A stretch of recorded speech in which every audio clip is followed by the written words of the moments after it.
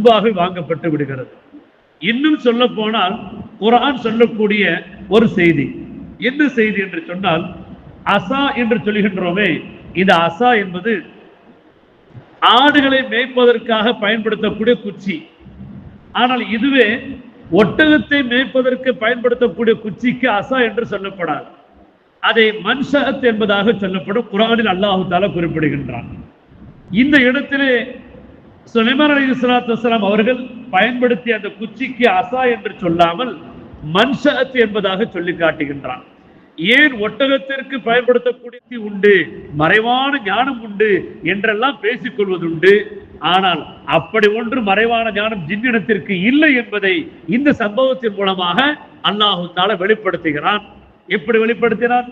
இவர்களுடைய ரூஹு போனதே தெரியாதே, இவர்களுடைய ரூஹு போனதே தெரியாது. தெரியாம தான் அவங்க எல்லா வேலையும் அந்த ஜின்னு இனங்கள் செஞ்சு முடிச்சது. அப்போ அந்த ஜின்னுக்கு என்ன இல்லை?